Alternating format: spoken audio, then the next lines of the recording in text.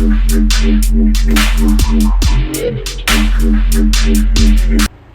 going on, y'all? This Mr. I Love Boxing, man, on that one boxing channel. I'm coming in, y'all. I got a Teddy Atlas interview with Fight Hub. I just want y'all to hear what Teddy was saying. It's the same thing I was on True Media today saying. I was on my guy GMT saying we got to do something about this, man. It's taking the fun out of boxing. Nobody want to. We need to separate. I just want y'all to watch the clip, man. It's not fair to us. It's not fair to the fans. We shouldn't have to go through this. The people, again, I said it earlier, that administrating the sport. I'll give you an example.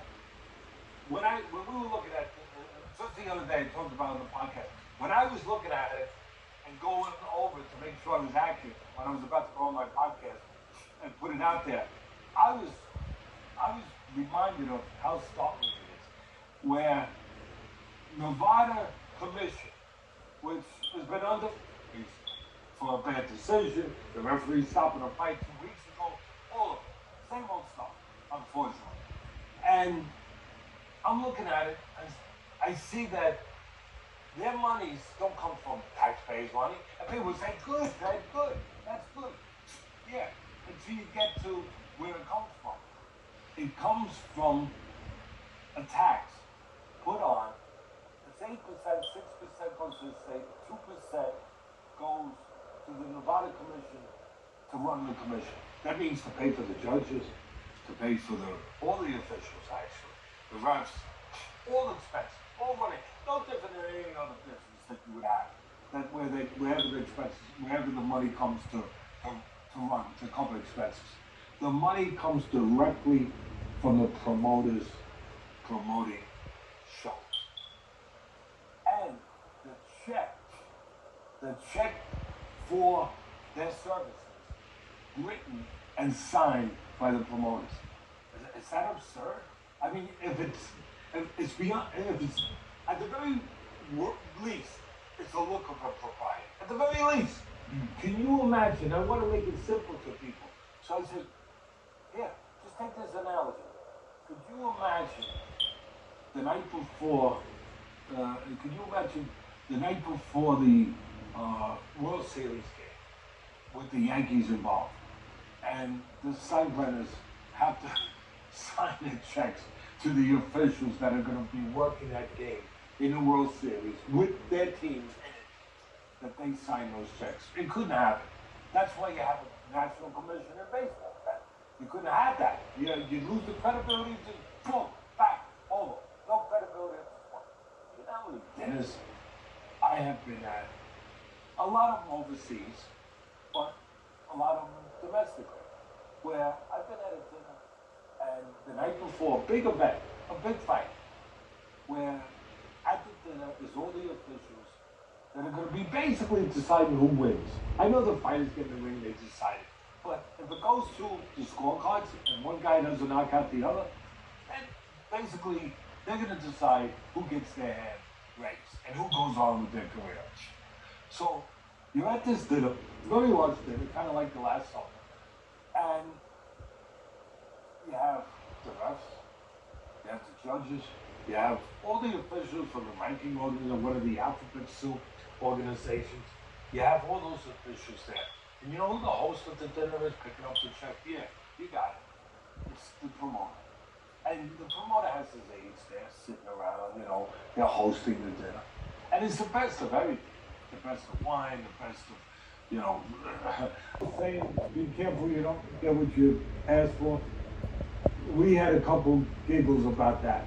Because as we were going to handle it in a responsible manner, and trying to, we said, we get to the point where we need a czar, we got to make sure it's the right guy. Because now you've got one guy in charge of everything in this sport instead of pockets of it. So that was, a concern that we would have somebody absolutely with no ties to anybody in the sport. But we would bring in outside agencies to take over for the ranking committees, to rank fighters. Maybe use a panel of international writers.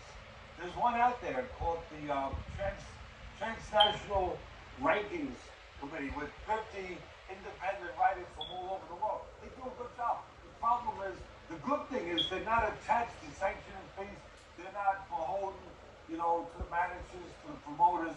They're not getting their bread buttered there, where they have to rank a guy that doesn't deserve to be ranked on his merit in the ring, but he's ranked on his merit with the relationship of the guy who's writing the check. By the way, some of these sanctioning organizations, the sanctioning fees, that alone makes them rich.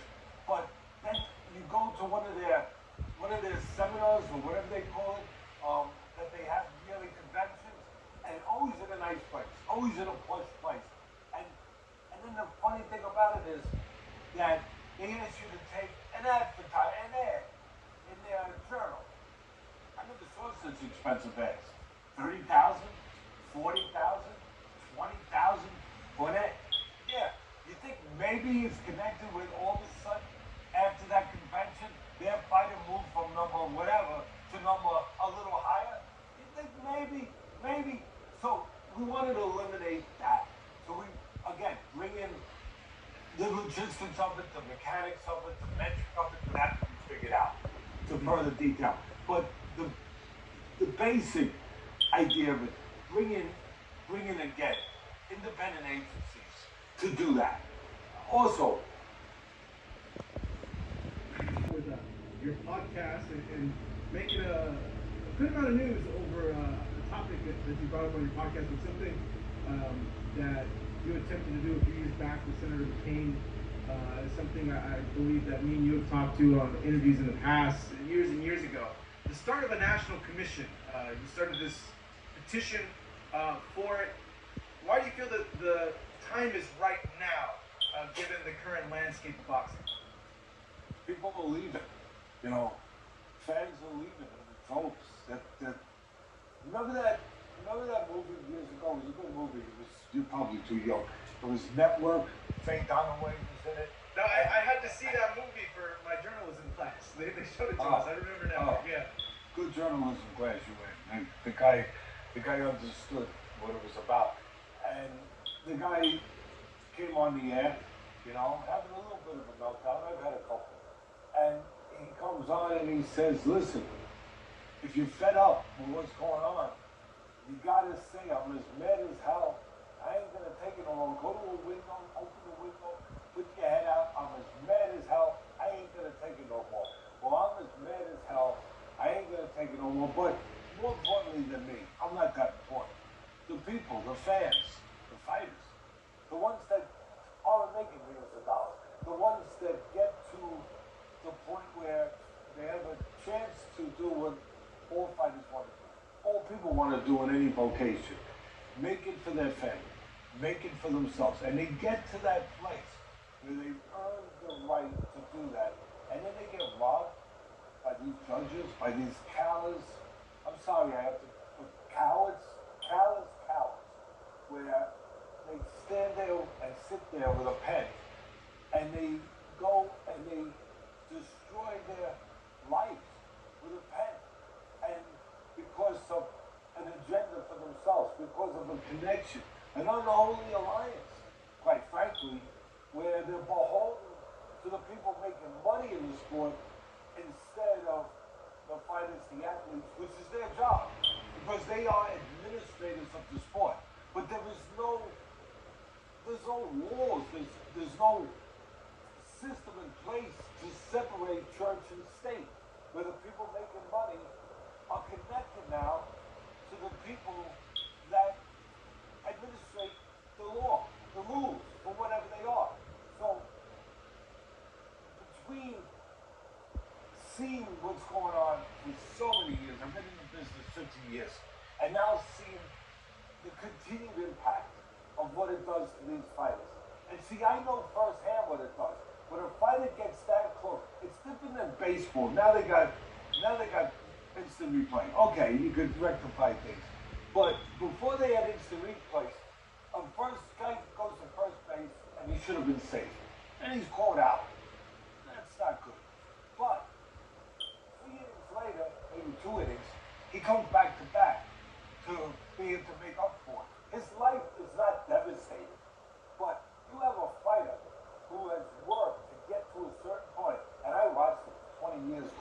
Saturday Night Fights and everything else on ESPN all over the country. And you see these fights that people wouldn't even know their name. But they got to that place and they were ready to grab what they worked their whole life to get, the world title to change them and their life, their families' lives. And it's ripped away from them. Now you know where they go? They have to go to the back of the line and face thousands of punches all over again to hope to get back to that place. And you know what? 99.9% of them don't get back to that place. The fighters that I remember crying, falling on the canvas, and I'm saying, oh, jeez, this is horrible. He just got robbed. You never heard of them again. You wouldn't even, as I said earlier, you wouldn't even know their name. The general public wouldn't know their name if I mentioned it, because they went into oblivion. And I've been fighting for 25 years on ESPN to try, my little part, to try to fix that. And it started with McCain, or it led to McCain years ago. And I went down to Washington, met with him. We started to work to put together a national commission, the same way as that all the major sports have, to have oversight, to have rules, to have regulation, to have that separation between state and church, so to speak. And we were moving forward, putting it together, put a draft together. We were trying to get it passed in the houses, and we kept hitting speed blocks, actually walls. And you know what the walls were coming from? I'll tell you, I won't mention the personal name, although I'd love to, but I'll just say this, that the walls came from senators and congressmen that were beholden to the promoters, and it was public domain. So Senator McCain, a good man, he showed it to me. He said, this promoter is fighting it, obviously. He doesn't want change. He wants things as they are. And this congressman in this certain locale that we need on board, he received a campaign donation of a large check from these promoters. And that's it. I mean, we don't need an investigation.